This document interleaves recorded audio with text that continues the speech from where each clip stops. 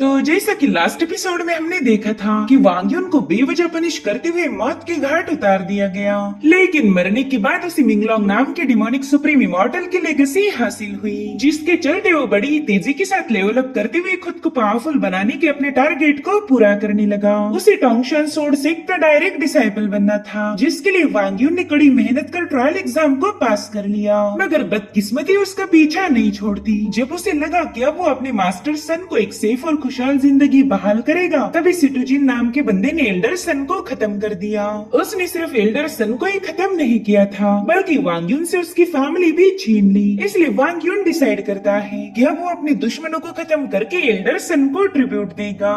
अब आगे तो इस एपिसोड की शुरुआत उसी सीन से होती है जहाँ पर सिटुजिन अपने भाई और शाओ के साथ मिलकर वांग युन की बदनसीबी को सेलिब्रेट कर रहा था। वो कहता है कि मैंने उस बुढ़े को तो खत्म कर दिया, बस अब वांग युन बाकी है। एक बार मैं उसे भी खत्म कर दूं, फिर हमारे सारे मसले रिजॉल्व हो जाएंगे। वो बंदा एक गुलाम होकर भी अपनी औकात भूल चुका था, तो हमें बस उसे उसकी जगह दिखा देनी है ताकि फ्यूचर में कोई भी हमसे पंगे ना ले पाए। साथ ही साथ वो अपने भाई से कह रहा था कि आपने तो आज अच्छी वाइन मंगा लेनी चाहिए ताकि आप इस शो को पूरी तरह से एंजॉय कर पाओ। जिस पर शाओ कहने लगी कि फिलहाल तो मुझे थोड़ा सा काम है, लेकिन मैं थोड़ी देर में यहाँ पर आ जाऊंगी। लेकिन मेरे आने तक तुम्हें उस बंदे को खत्म नहीं करना है, वरना मैं इस मुकाबले का मजा नहीं ले पाऊंगी। अब शाओ के वहाँ से जाते इन दोनों को वांग युन की आवाज आई। वो चिल्लाते हुए सिटुजिन को मेंशन से बाहर आने की चुनौती दे रहा था। सिटुजिन कह रहा था, भाई देखो मेन हीरो तो आ चुका है, तो अब थोड़ी देर में हमारा शो शुरू हो जाएगा। वहीं पर हम वांग युन को देख पाते, जो कि बड़ी गुस्से में मिंगलांग पिक के सामने पहुंच चुका था।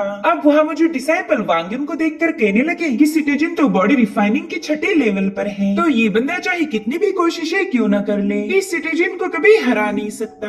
मगर फिर भी ये खुद मरने के लिए यहाँ चला आया। तब तक सिटिजन भी अपनी मैनर से बाहर आ चुका था। वो कहने लगा कि मुझे तो लगा था कोई पावरफुल बंदा मुझे चैलेंज करने आया होगा, लेकिन तुम तो यानली पिक के मामूली से गुलाम हो। अरे हाँ, मैं तो भूल ही गया, तुमने आज ही तो ट्रायल को पास किया है। अब तुम कोई सर्वेंट नहीं बल्कि टोंगशन सोर्ड सेक्ट के डायरेक्ट डिसाइपल हो। इस खुशी के मौके पर तो तुमने अपने एल्डर सन के साथ जाकर सेलिब्रेट करना चाहिए। एल्डर सन का जिक्र सुनते ही वांग युन के खून में तो आग ही लग गई थी, और अब उसके जख्मों पर नमक रगड़ने के लिए सिटुजिन कहने लगा कि अरे यार, मैं तो भूल ही गया था, थोड़ी देर पहला ही एल्डर सन मेरे हाथों मारा गया। मरने से पहले उसने मुझे बताया था कि वो तुम्हारे साथ कोई 30 साल पुरानी वाइन पीना चाहता है, लेकिन मैंने उसकी ये ख्वाहिश पूरी नहीं होने दी। ये सब सुनते ही वांग युन की बॉडी से अपने आप पावरफुल एनर्जी रिलीज होने लगी, और यही तो सिटुजिन का प्लान था। वो चाहता है कि वांग युन गुस्से में पागल हो जाए, और फिर वो जैसे इन लोगों पर अटैक करेगा, ये सभी उस पर सेक्ट के रूल्स को ब्रेक करने का इल्जाम लगा देंगे। वो कहता है, वांग युन मैं जानता हूँ तुम मुझे बेरहम इंसान समझ रहे होंगे, लेकिन मेरे जैसा रहम दिल तो कोई नहीं। अगर मैं चाहता तो तुम्हारे एल्डर सन को तड़पा तड़पा कर खत्म कर देता, लेकिन मैंने बस अपनी सोच सीधा उसके दिल के आर पार कर दी। वो बंदा तो तुम्हें याद करके ही मारा गया, मगर उस बेवकूफ ने मरने से पहले मेरा भी नुकसान करा दिया। मेरे सफेद कपड़े उसके खून की वजह से गंदे हो गए। अब ये सारी बातें काफी थी वांग युन को गुस्से की एज पर लाने के लिए, और फिर सिटुजिन अपने कुछ चमचों को उस पर हमला करने के लिए भेज देता है। मगर वांग युन ने एक बंदे के मुंह पर लात मार के ही उसकी गर्दन तोड़ दी थी।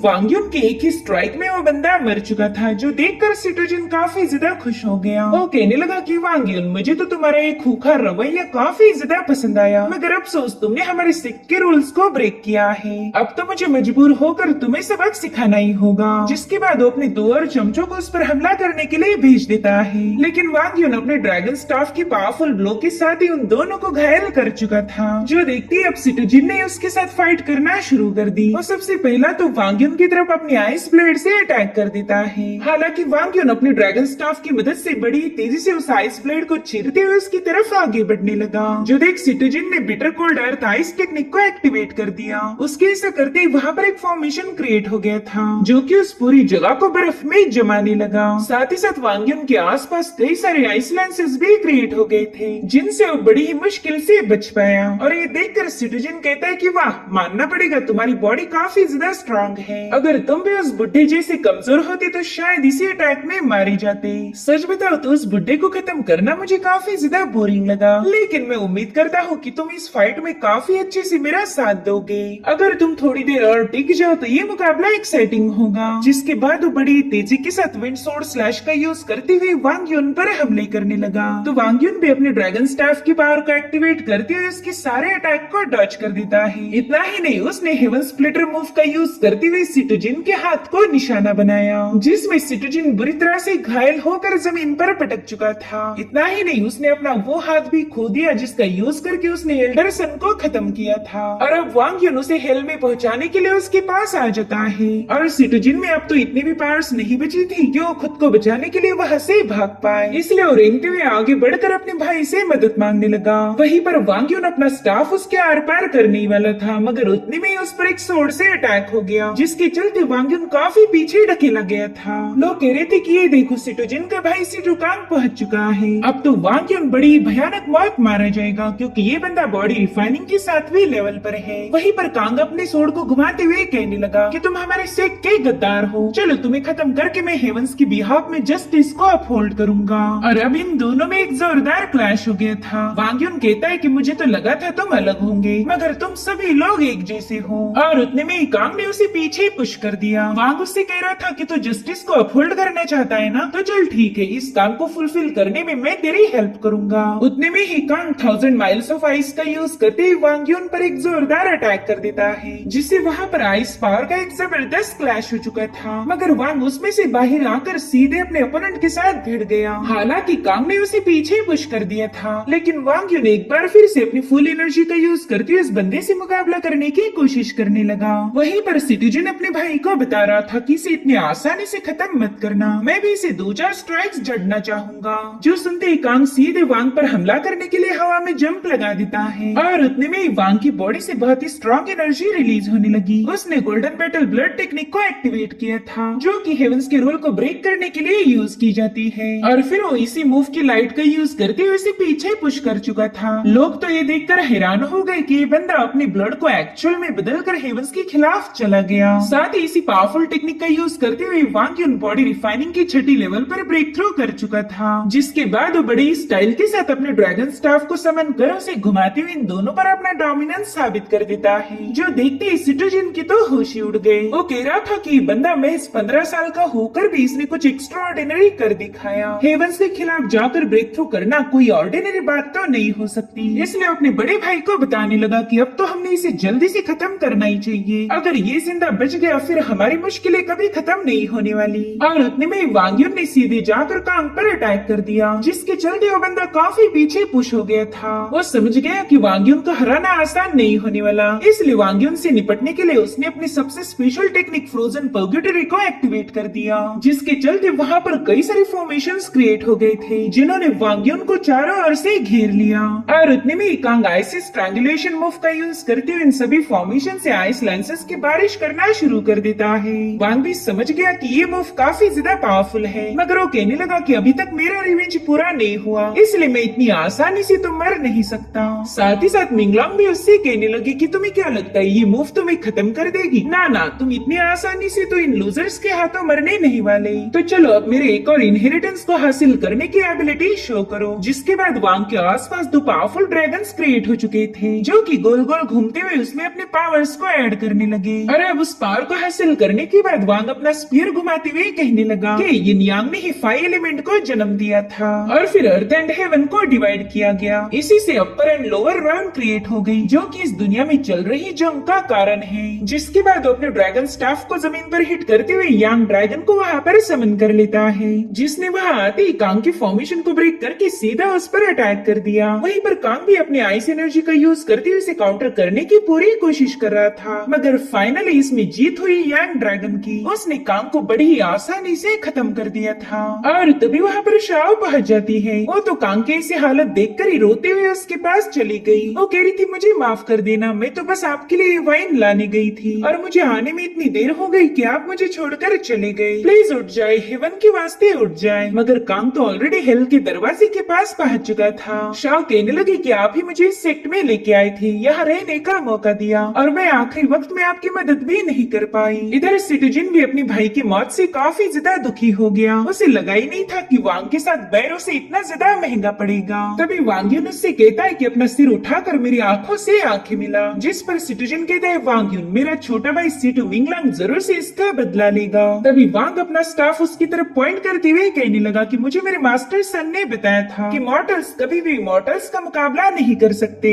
मगर वो गलत थे। अगर मॉर्टल्स ठान ले तो कुछ भी कर सकते हैं। वो एक इमॉर्टल बनकर तुम्हारे जैसे बेरहम लोगों को पनिश कर सकते हैं। क्यों सिटीजन, मैं सही कह रहा हूँ ना? तो सिटीजन भी डर के मारे उसके हाँ में हाँ मिलाने लगा। वांग यून एल्डरसन से कह रहा था कि बाप मेरी फिक्र मत कीजिए, चाहे कोई डिजास्टर ही क्यों ना आए, मैं जरूर से उसमें सरवाइव करूंगा। जिसके बाद अपने ड्रैगन स्टाफ के एक ही अटैक में उसे भी खत्म कर देता है। और उतने में उसे सिटीजन के सबसे छोटे भाई मिंगलांग की आवाज आई। वो अपने क्रेन परिंदे पर सवार होकर वहाँ पर आ चुका था, मगर उसे अपने दोनों भाइयों की लाशें देखने की बिल्कुल भी उम्मीद नहीं थी। इसलिए वो गुस्से में आकर अपनी पावर्स को एक्टिवेट करते हुए वांग की तरफ आगे बढ़ने लगा। वो कह रहा था वांग यून तुमने मेरे दोनों भाइयों को खत्म कर दिया, अब तुम भी मरने के लिए तैयार हो जाओ। जिसके बाद वो हवा में फ्लोट करते एक फॉर्मेशन को एक्टिवेट करने लगता है। उसने वांग यून से प्रॉमिस किया कि वो इस दुनिया में जितनी भी पेन है उस सबसे वांग यून को इंट्रोड्यूस कराएगा। और अब उसके फॉर्मेशन से ढेर सारे लाइंसेस की बारिश होने लगी। इधर वांग यून अपने स्टाफ को घुमाते हुए उसके हर एक लाइंसेस को ब्रेक करते हुए कह रहा था कि तेरे दो भाई मिलकर भी मेरा कुछ बिगाड़ नहीं पाए, तो देखते तू मेरा क्या कर लेगा।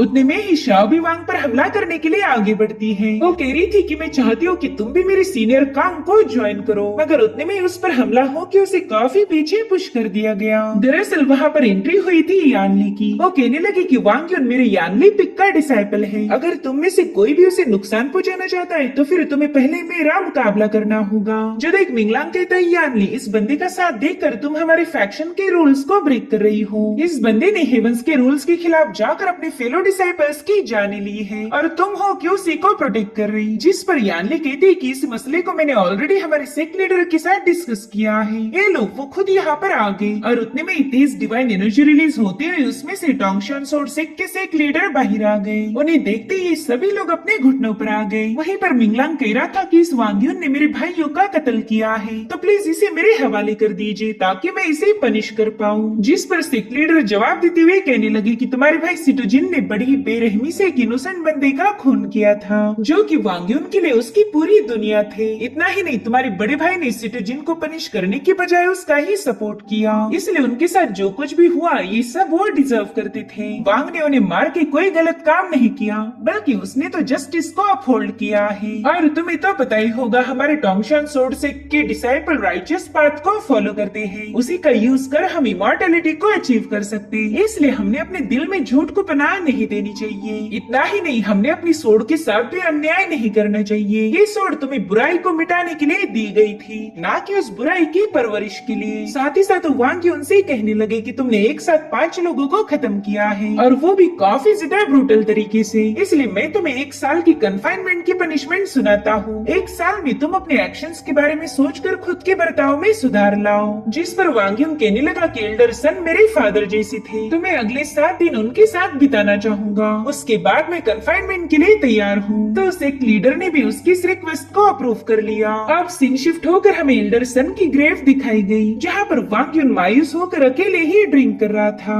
वो कहता है एल्डर आपकी ये वाइन तो काफी ज्यादा कमाल की थी, मुझे बहुत अफसोस है कि मैं इसे आपके साथ एंजॉय नहीं कर पाया। सच बताओ तो मैं आपको काफी ज्यादा मिस कर रहा हूँ। मुझे अच्छे से याद है कि 8 सालों पहले आप ही मुझे इस सेक्ट में लेके आए थे। आप हमेशा यही बोला करते थे कि मैं तुम्हें यहाँ लाया हूँ, इसलिए कभी मेरा साथ मत छोड़ना, बुढ़ापे में मेरा सहारा बनना। तभी मैंने डिसाइड किया था कि बस एक बार मैं यहाँ का डिसाइपल बन जाऊँ, तब आपकी लाइफ को खुशियों से भर दूंगा, आपको सारी सुख दूंगा जिसके लिए आप हमेशा तरसते रहे। आपने ही मुझे लाइफ को जीने का तरीका सिखाया, और आज जब सब कुछ ठीक हो गया तब आप मेरे साथ नहीं हो। मेरी किस्मत इतनी ज्यादा खराब है कि मुझे आपके साथ वक्त बिताने का मौका ही नहीं मिला। जिसके बाद वो अपना सिर झुकाकर उन्हें अलविदा कहने लगा, और उतने में एल्डर सन की सोल बड़ी ही प्यार से उसके सिर पर हाथ फेरती है। उनकी ब्लेसिंग्स हमेशा वांग यून के साथ रहेगी। वहीं पर वांग यून भी अपने एल्डर को सामने देखकर काफी ज्यादा रोने लगा, मगर वो उनसे कुछ कह पाई इससे पहले उनकी सोल डिसिपेट हो गई। और अब वहाँ पर हम एक छोटे से मंकी को देख पाते हैं, जिसने एल्डर सन के हिस्से की वाइन को गटकना शुरू किया था। मेरे ख्याल से एल्डर सन का ही रीइंकार्नेशन फॉर्म होगा। वांग कह रहा था ये तो बिल्कुल आपके जैसा है। देखो तो शराब झेली नहीं जा रही मगर फिर भी ड्रिंक करने की कोशिश कर रहा। आप भी बिल्कुल ऐसा करते थे। उतने में यो मंकी शराब के नशे से पेड़ से नीचे गिर जाता है, लेकिन वांग युन ने अपनी हथेली पर ही उसे कैच कर लिया। वो कह रहा था कि आज के बाद हम दोनों हमेशा साथ रहेंगे। वेल अब तुम्हें एक नाम की भी जरूरत होगी। जिसके बाद वो एल्डरसन की ग्रेव को देखकर उस मंकी का नाम डावी रख देता है। दरअसल एल्डरसन का फर्स्ट नेम डावी था। जिसके बाद वो बची हुई वाइन को उस ग्रेव के सामने पोर करके एल्डरसन को बताता है कि अब मैं 1 साल तक आपसे मिल नहीं पाऊंगा क्योंकि मुझे सेक्लूजन में जाने के ऑर्डर मिले हैं। मगर इस 1 साल में मैं इतनी प्रोग्रेस करूंगा कि आपको मुझ पर नाज हो। मैं जरूर से आपको प्राउड फील कराऊंगा। और इसी के साथ एपिसोड यहीं पर एंड हो जाता है। Thank you so much for watching. Bye bye, take care.